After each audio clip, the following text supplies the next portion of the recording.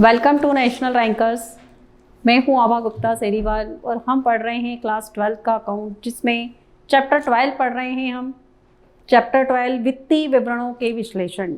वित्तीय विवरणों का विश्लेषण किस प्रकार से किया जाता है और क्यों किया जाता है, ये इसके पहले मैंने आपको बताया। इससे संबंधित उद्देश्य बताया इसकी मैंने, इसकी विशेषताएं हमने पढ़ी, इसके महत्व को पढ़ा हमने, सीमाएं, और इसकी अब हम पढ़ेंगे इसकी प्रक्रिया कि इसको किस तरीके से बनाया जाता है।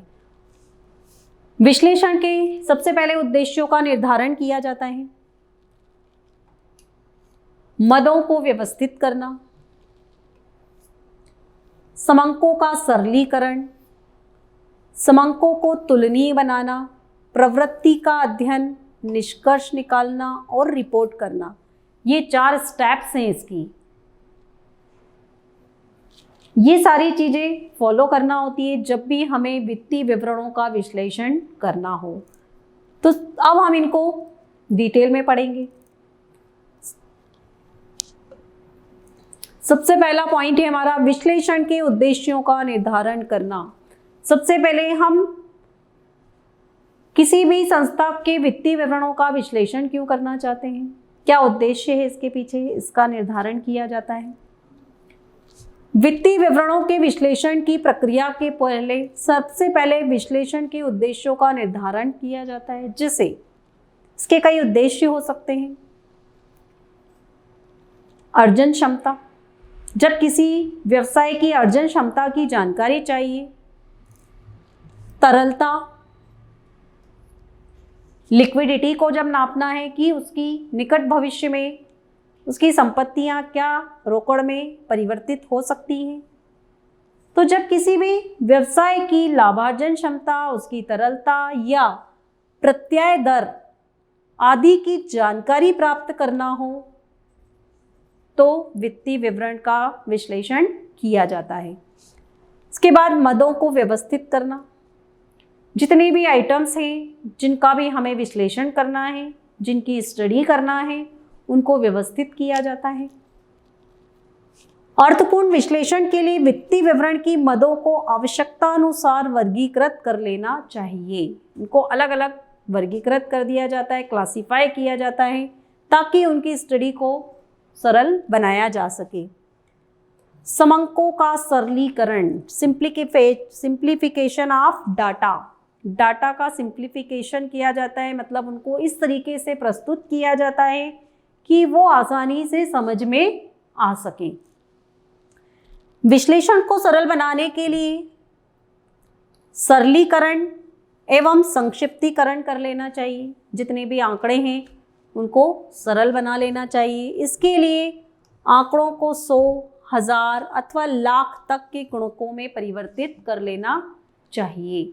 जैसे हमने किसी कंपनी की कोई बैलेंस शीट देखी तो उस कंपनी की बैलेंस शीट में हमें ऊपर से लिखा था इक्विटीज एंड लायबिलिटीज में शेयर कैपिटल 350 सपोज, और बैलेंस शीट के ऊपर दिया गया है इन करोड़, मतलब उसकी जो कैपिटल है वो 350 करोड़ है।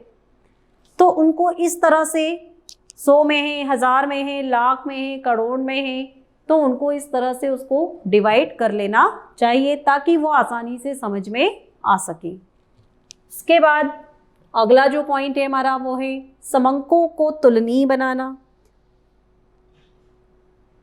समंकों को इस तरह से बनाना कि जो भी आंकड़े हमको दिए गए हैं, जो भी डाटाज हमको दिए गए हैं, उनकी तुलना आसानी से की जा सके।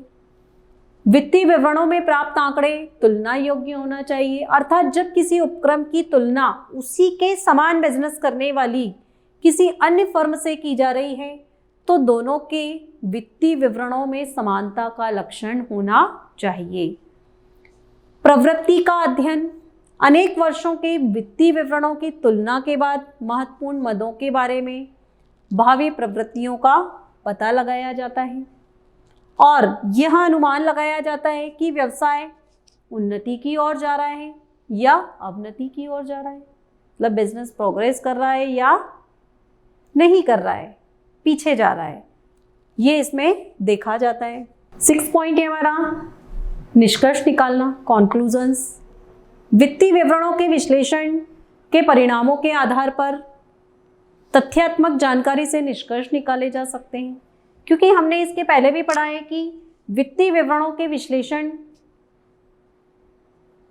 जो किया जाता है वो महत्वपूर्ण निष्कर्ष निकालने के लिए किए जाते हैं, ताकि भविष्य की जो योजनाएं हैं उनको बनाने में आसानी रहे। तो ये एक महत्वपूर्ण निष्कर्ष जानने के लिए बनाए जाते हैं। रिपोर्ट करना, वित्तीय विवरणों के विश्लेषण और निष्कर्ष के आधार पर प्रबंधकों के सामने रिपोर्ट प्रस्तुत की जाती है। जो भी वित्तीय विवरण का रिजल्ट निकलता है, उसका जो भी निष्कर्ष निकलता है, उसकी जो एक रिपोर्ट बनाई जाती है और रिपोर्ट बनाकर उसको प्रबंधकों, मैनेजर्स, डायरेक्टर्स उनके सामने पेश किया जाता है, ताकि वो उसको पढ़कर भविष्य के संबंध में योजनाएं बना सके और सही निर्णय ले सके। तो ये अभी हमने पढ़ी वित्तीय विवरण के विश्लेषणों की प्रक्रिया, जो हमें इस हिसाब से करनी है।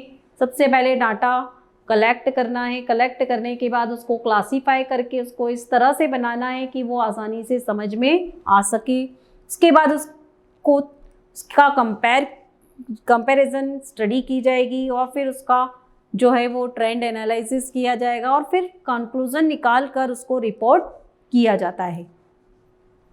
इसके बाद अगला हमारा टॉपिक है वित्तीय विवरण की तकनीक या उपकरण, टूल्स फॉर फाइनेंशियल एनालिसिस। अब हमें फाइनेंशियल एनालिसिस तो करना है, बट उसकी भी कुछ टेक्निक्स हैं, कुछ मेथड्स हैं। उन्हीं मेथड्स के आधार पर हमको कंपैरेटिव स्टडी करना है। तो वित्तीय विवरण के विश्लेषण के उद्देश्यों के आधार पर विश्लेषण की तकनीक का निर्धारण किया जाता है। वित्तीय विश्लेषण की विभिन्न तकनीकें हैं, विभिन्न उपकरण हैं, साधन हैं। उसमें से हमारे उद्देश्य को, हमारी संस्था के उद्देश्य को कौन सी तकनीक पूरा करती है, उसके हिसाब से उस टेक्निक का यूज़ किया जाता है। इसके सबसे पहले है तुलनात्मक वित्तीय विवरण, कंपैरेटिव फाइनेंशियल स्टेटमेंट, समान आकार के विवरण, कॉमन साइज स्टेटमेंट, लेखांकन अनुपात, अकाउंटिंग रेशो, प्रतिशत प्रवृत्ति विश्लेषण, ट्रेंड एनालिसिस परसेंटेज, रोकड़ प्रवाह विवरण, cash flow statement, fund flow statement, कोष प्रवाह विवरण और सम विच्छेद बिंदु विश्लेषण, ब्रेक इवन पॉइंट एनालिसिस।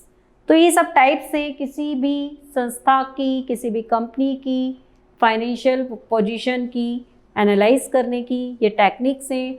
तो हर संस्था की जो टेक्निक है वो अलग अलग होती है, जो उसकी एम को पूरा करती है, जो उसके उद्देश्यों को पूरा करती है।